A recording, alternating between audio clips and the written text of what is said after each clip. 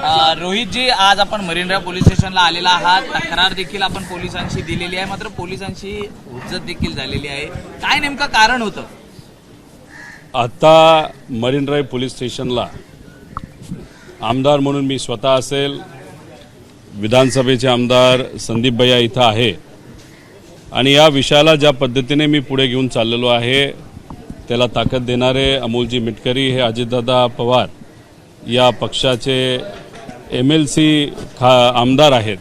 नायकवडे साहेब जे स्वतः MLC अजितदादांच्या पक्षातून आहेत ते स्वतः आहेत.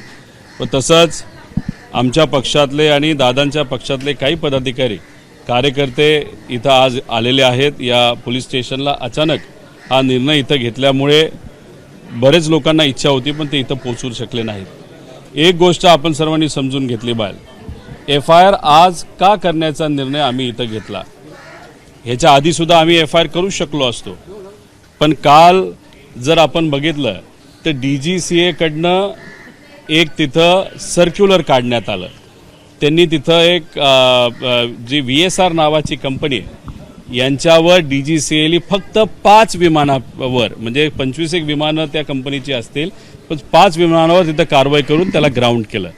म्हणजे काल जे पत्र DGCA काढलं त्याच्यामध्ये VSR कंपनी जबाबदार आहे हे तिथं प्रत्यक्षपणे तिथं सांगितलं. त्याच्याचबरोबर जर आपण बघितलं DGCAच्या अंतर्गत त्याच्यात विमान एअरवर्दी आहे नाही आहे हे बघण्याची जबाबदारी DGCAची सुद्धा असते. त्यामुळे काल केंद्र सरकारच्या एका विभागाकडनं ते पत्र आल्यानंतर मग त्या पत्राचा उपयोग करून आम्ही मरीन ड्राइव्ह पोलीस स्टेशनला इथं येऊन FIR करण्याचा प्रयत्न तिथं केला. आता एक गोष्ट आपण सर्वांनी समजून घेतली पाहिजे याच्याचबरोबर की FIR करण्याचा अधिकार हा प्रत्येकाचा आहे आणि हे जे नवीन ॲक्ट आलेलं आहे BNS याच्या अंतर्गत जर कॉग्निजेबल ऑफेन्स त्या ठिकाणी झाला असेल म्हणजे काय, एखादा ऑफेन्स झालाय ह्याच्याबद्दल सगळ्यांना माहीत आहे. आता इथं ऑफेन्स नाही तर घटना काय, तर या महाराष्ट्रातला एक मोठा नेता, एक मराठी माणूस म्हणजे अजितदादा यांचा ॲक्सिडेंट झाला. अजितदादांबरोबर अजून 4 लोक ज्याच्यामध्ये 2 पायलट, एक पोलीस विभागाचा जाधव म्हणून अधिकारी आणि एक तिथं माळी नावाची अटेंडंट, असे दुर्दैव्या या घटनेमध्ये 5 जण मृत्युमुखी पडले. हे सगळ्यांना माहिती आहे का असं या जगामध्ये कुणी ज्याला हा विषय माहीत नाही? माहीत आहे. म्हणजे घटना घडली आणि ती घटना घडली ज्याच्याबद्दल म्हणजे पोस्टमॉर्टम रिपोर्ट पण आपल्याकडे आहेत, मीडियाच्या माध्यमातून सुद्धा लोकांकडे तो विषय झाला आणि अंतविधीला तर लाखो लोक त्या ठिकाणी आले होते. मोठे नेते, केंद्रातले नेते आणि राज्यातले नेते तिथे आले. मग असं आहे का की हा ऑफेन्स झाला नाही ना, ही घटना घडली नाही? आता आम्ही आमच्या या ॲक्टच्या अंतर्गत या महाराष्ट्राचा, या देशाचा एक नागरिक म्हणून आम्ही इथं FIR करण्यासाठी आलो. FIR करत असताना सुरुवातीला तिथं एक PI, तिथं सिनियर PI उपस्थित होते. मग त्यांच्याशी बोलल्यानंतर थोडी वादावादी झाली. एक ज्युनियर कुणीतरी व्यक्ती होता, त्यांनी काहीतरी बोललं की हे होऊ शकत नाही वगैरे आणि मग त्यांना वकिलाच्या माध्यमातून, प्रांजल नावाचे आमचे वकील इथं आलेले, त्यांनी तिथं समजून सांगितलं हा ॲक्ट काय आणि कॉग्निजेबल ऑफेन्स आहे. हे मी नाही, महाराष्ट्रातला कुठल्याही वकिलाला तुम्ही विचारा, जजला तुम्ही विचारा. आणि हे मराठी जजेस आणि वकील हे तुम्ही ऐकत असाल तर मग असं असताना FIR हा करायला तिथं लॅपटॉप आणला गेला होता आणि माझं स्टेटमेंट टाईप करायला सुरुवात झाली होती. मग एक मोठे एक मोठा अधिकारी म्हणजे ॲडिशनल म्हणजे DCP इथं आले आणि त्यांनी तिथं येऊन सांगितलं नाही FIR होणार नाही. मग आम्ही विचारलं का नाही होणार? मग त्यांनी थोडंसं सांगितलं तो आमचा अधिकार म्हणजे पोलिसांचा अधिकार. आणि मग म्हणलं की अहो या पुस्तकामध्ये जे काय दिलंय, जे ॲक्ट आहे, एक वकील सांगतायत की कॉग्निजेबल ऑफेन्स असेल तर FIR आपल्याला घेता येते. त्यांनी तिथं सांगितलं तुम्हाला करायचं करा, आम्ही FIR करून घेऊ शकत नाही आणि हे तुम्हाला ज्याला सांगायचं तुम्ही त्याला सांगा, तुम्हाला जिथं जायचं तिथं जा, जी कारवाई करायची तुम्ही करा, पण आम्ही ही FIR नोंद करू शकत नाही. मग दुर्दैव असं या देशातला नागरिक म्हणून आमचा जो अधिकार आहे तोच आम्हाला वापरून दिला जात नाही. मग कोणाचा असा फोन आला या मोठ्या DCPला की ज्याच्यामुळे ते FIR करून देत नाहीत? आता याच्यामध्ये हा आमचा अधिकार आहे, त्याच्याच बरोबर FIR करायला घेतली होती, मग ती कॅन्सल केली. आणि मग अशा पद्धतीने दबाव आणून तुम्ही म्हणत असाल FIR होऊ शकत नाही, तर तुम्ही कुठल्याही वकिलाला विचार, FIR 100% तिथं होऊ शकते आणि FIR झालीच पाहिजे. आता तुम्ही एका बाजूला म्हणताय इन्व्हेस्टिगेशन चालू आहे, मग CIDने काय केलं हे कोणाला माहीत नाही. CBIकडे गेलाय, त्यांनी CBIचा FIR केला नाही केला हे कोणाला तिथं माहीत नाही. मग आमचा अधिकार वापरून आम्ही ही FIR करत असताना तुम्ही आम्हाला का थांबवताय? का फक्त हा मराठी माणूस होता, महाराष्ट्राचा नेता होता, अजितदादांचा हा विषय म्हणून तुम्ही या पद्धतीने इथं करताय? उद्या जाऊन तुमच्या गाडीला धडक कोणी दिली तरी FIR लगेच होतो. एखाद्या ठिकाणी थोडीशी चोरी झाली ते FIR तिथं होतो. मग एखाद्याला मारामारी झाली ते FIR होतो. मग दिल्लीमध्ये काही काँग्रेसचे कार्यकर्ते त्या ठिकाणी फक्त शर्ट काढतात, त्यांचे तुम्ही FIR करता. आणि मग अजितदादांचा इथं मृत्यू झाला, घात का अपघात याच्यावर आम्ही शंका त्या ठिकाणी घेत आहोत, त्याच्याबद्दल इन्व्हेस्टिगेशन आहोत आम्ही म्हणतोय. मग कुठल्याही सामान्य व्यक्तीचा FIR होऊ शकतो, पण मग आम्ही विचारतो, आमचेही आमदार इथं असणारे दादांचेही आमदार महाराष्ट्र विचारत आहे अजितदादांच्या बाबतीत असा वेगळा न्याय का? आता आम्ही निर्णय तिथं घेतलेला आहे की हे आमचा FIR तर इथं करून देत नाहीत. त्यामुळे उद्या सकाळी 10 वाजता बारामतीचे जे कुठले PI असतील, एअरपोर्ट ज्यांच्या अंतर्गत येतं, माझ्या अंदाजे ग्रामीण विभागाच्या अंतर्गत येतं, त्या ग्रामीण PIकडे जाऊन तिथं आम्ही तिथं प्रयत्न करू. तो प्रयत्न करत असताना ते त्या बाबतीत काय भूमिका घेतात, सत्तेत असणारे, आज सत्तेत बसणारे जे कोणी नेते असतील ते त्या बाबतीत काय भूमिका घेतात हे आपल्याला तिथं बघावं लागेल. त्याच्याचबरोबर सत्तेत असणारे त्यांचे जे मित्र आहेत ते मित्र सुद्धा त्या बाबतीत काय करतात, जे दुसऱ्या पक्षाचे ते सुद्धा तिथं आपल्याला बघावं लागेल. पण उद्या 10 वाजता बारामतीला जाऊन आम्ही FIR करायचा प्रयत्न तिथं करणार. तिथलं जी बिल्डिंग आहे ती दादानी बांधली आहे, तिथं नाही मिळाला तर तिथं असणारं जे न्यायालय आहे त्या न्यायालयामध्ये जे दादांनी सुद्धा तिथं बांधलंय तिथं सुद्धा आम्ही जाऊन न्याय मागण्याचा प्रयत्न करू.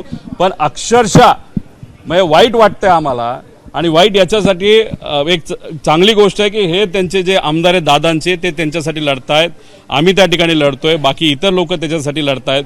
प्रश्न एवढाच आहे, महाराष्ट्रातली जनता तिथं लढतीये, प्रयत्न करतीये. सोशल मीडियापासून फार व्यक्तिगत आपल्या जीवनामध्ये जिथं कुठं संधी मिळेल ते व्यक्त होत आहेत. पण आज जे सत्तेत आहेत आणि जे विरोधात आहेत, ज्यांना त्यांना अधिकार आहेत, ते या बाबतीत का पुढे येत नाहीत असंही त्या ठिकाणी आम्हा सगळ्यांना वाटतं. त्यामुळे कृपा करून सगळ्यांना विनंती, या विषयामध्ये आपण सगळ्यांनीच तिथं लक्ष घालावं. आणि मग न्याय जर अजितदादांसारख्या या मोठ्या मराठी महाराष्ट्राच्या नेत्याला जे या सत्तेत असणाऱ्या पार्टीबरोबर मुख्यमंत्री त्या ठिकाणी होते, याच व्यक्तीला न्याय मिळत नसेल तर मग सामान्य लोकांनी काय करायचं असा प्रश्न तिथं निर्माण होतो. त्यामुळे या बजेटच्या सेशनला मी गेलं पाहिजे का असाही आता मला प्रश्न पडायला लागला आहे. एवढ्या मोठ्या नेत्यालाच नाही इथं मिळत नसेल तर अधिवेशनात जाऊन बोलून फार घासा कोरडा करून काय त्याच्यातून मिळणार हाही प्रश्न तिथं निर्माण होतोय. उद्या नाही सांगता येणार, तो आमचा अधिकार आहे का? तर 100% आमचा अधिकार आहे. हे काय आम्ही बोलतो म्हणून असं नाहीये, हा आमचा अधिकार या पुस्तकाला, या कायद्याला त्या ठिकाणी दिलेला आहे. हा ऍक्ट आत्ता असणारे सत्तेत असणाऱ्या सरकारने कायदा हा बदललाय ना, त्यांनी तो कायदा बनवलाय, हे ते पुस्तक आहे. मग ह्या कायद्यामध्ये प्रत्येक व्यक्तीला अधिकार असताना मग आम्हाला सुद्धा तो अधिकार आहे. आम्ही विरोधात असलो काय आणि सत्तेत असलो काय, आणि योगायोग इथं बघा, आम्ही विरोधातले पण आमदार आहेत आणि सत्तेतले सुद्धा आमदार आहेत. मग आम्हाला हा पूर्णपणे अधिकारी असताना सुद्धा, या देशाचे नागरिक असताना सुद्धा FIR होत नसेल कॉग्निजिबल ऑफेन्ससाठी सुद्धा, तर मग कुठं ना कुठंतरी आता शंका ही आमची वाढत चाललेली आहे. आम्ही कुठंतरी म्हणत होतो की VSR कंपनी कुठेतरी अपघात झाला, या विषयावर आम्ही थोडंसं तिथे ठाम होतो. मग अशा पद्धतीने तुम्ही काय गोष्टी अडवत असाल तर साहजिकच आहे ना, लोकांचा कुठेतरी प्रश्न त्यांच्या मनामध्ये कुठेतरी निर्माण होईल की हा घात नाही तर अपघात आहे. सहज आहे.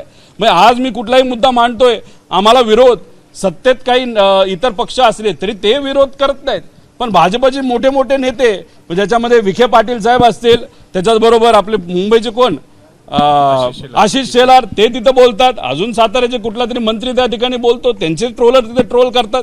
मग मलाच काय कळेना की कुठल्या दिशेने त्या ठिकाणी जायचं. पण एक मात्र खरं, प्रयत्न आम्ही करत राहणार, लढत मात्र त्या ठिकाणी राहणार. आणि लोकांच्या मनातली जी इच्छा आहे की दादांना न्याय मिळाला पाहिजे, ती न्याय मिळवल्याशिवाय आम्ही राहणार नाही. मुख्यमंत्र्यांची भेट घेणार का? कारण त्यांच्याकडे गृह खातं आहे आणि सत्ताधारी आमदार देखील आपल्या सोबत आहेत. मुख्यमंत्र्यांची भेट घेऊन आपण या संदर्भात लक्ष द्यावं अशी काही मागणी करणार आहात? उद्या तुमच्या गाडीला कुणी धडक दिली, तुम्हाला कुणी चापड मारली, नाही तर तुमच्या घरी चोरी झाली, तर तुम्ही एफआयआर करण्यासाठी पोलीस स्टेशनला येणार का मुख्यमंत्र्यांना भेटणार? पोलीस हे बघा, विषय एवढाच आहे, तक्रार घेत नाहीयेत. इथं तक्रार देण्यासाठी आलो, नागरिक म्हणून आलो, आणि आमची त्या ठिकाणी कुठेतरी बेइज्जती तिथं झालेली आहे. नाही बघ, काय करायचं ते करा. मगरुरीची भाषा होती पोलीस अधिकाऱ्यांची. 100% ते जाणवले ना.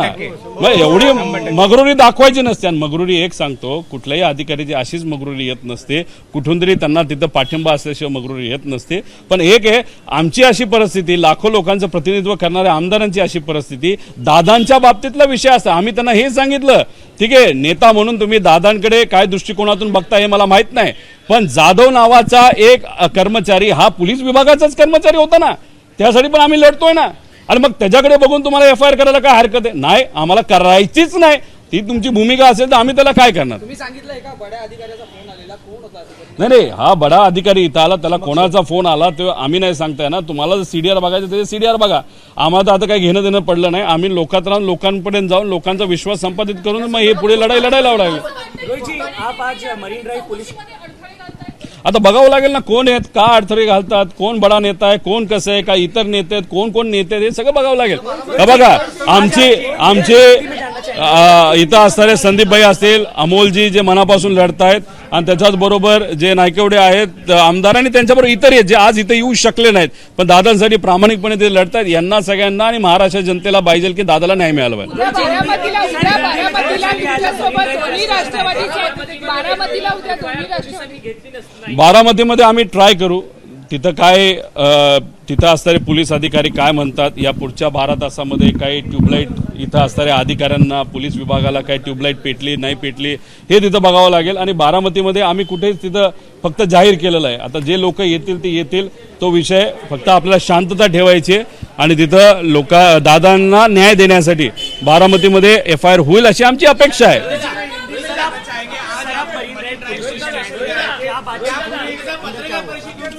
देखो, जो कल अगर आप देखो तो कल डीजीसीए के माध्यम से एक वहां पे एक्सप्लेनेशन ऑफिशियली उन्होंने वहां पे पब्लिश किया.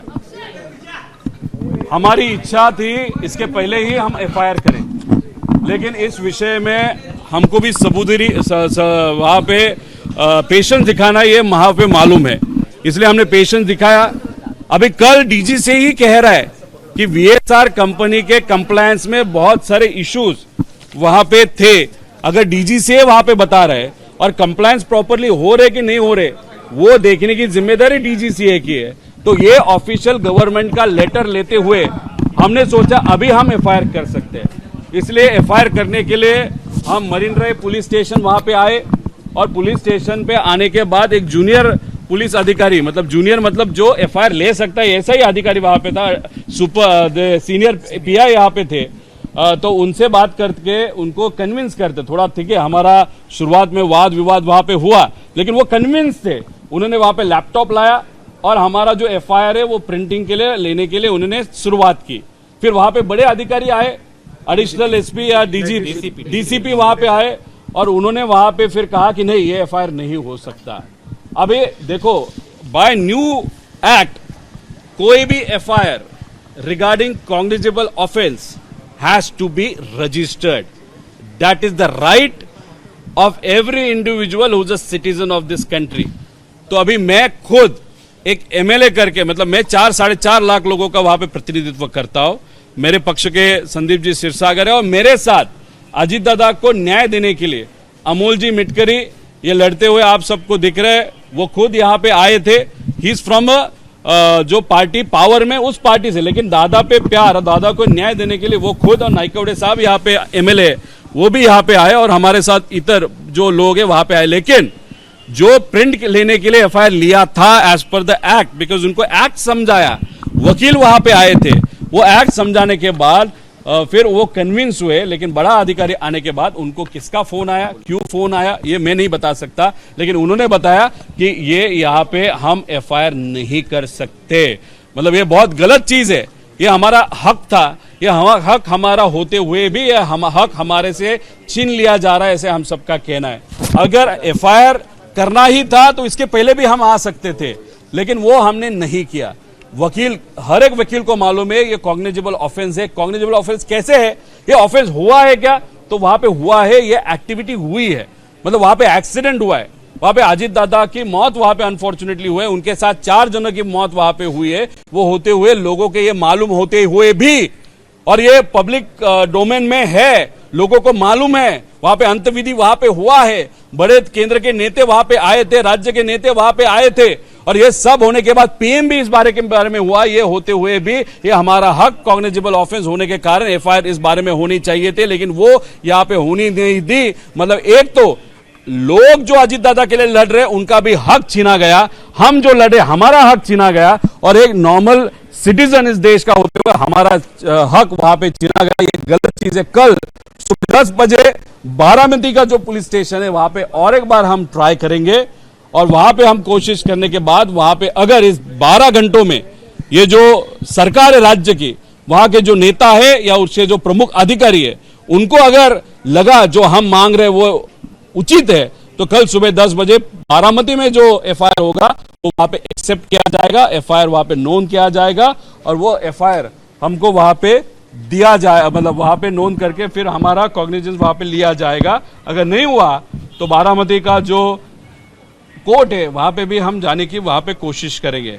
अभी देखो, हमने जो स्टेटमेंट दिया, हमने पत्र भी दिया, हम सब वहां पे थे, उसका रिकॉर्डिंग है, वो रिकॉर्डिंग आपके पास भी आया होगा ऐसे मुझे लगता है कि 25/2/26 रोज ही प्राप्त तकरार, मैंने प्राप्त तकरार वहां पे फिजिकली भी दी, मैं रेडी भी था, मेरा वो तकरार स्टेटमेंट देने के लिए, रिकॉर्ड करने के लिए, वो रिकॉर्ड के लिए शुरुआत भी हुई थी, लेकिन फिर रुकवाया गया। उसके अगेंस्ट उन्होंने मुझे पत्र यहां पे दिया, आपण आज दिनांक 25/2/26 रोजी marine drive police Thane Mumbai येथे सादर केलेली तक्रार स्वीकारली असून आपण दिलेल्या तक्रारीच्या अनुषंगाने तपासून, हा मोघम शब्द आहे, तपासून, म्हणजे एखाद्या विषयाला बगल द्यायची असेल, बाजूला तो विषय टाकायचा असेल, सरायचा असेल, तर त्याच्यावर चर्चाच करून आणायची नसेल, तर तपासून कायदेशीर कारवाई करण्यात येईल।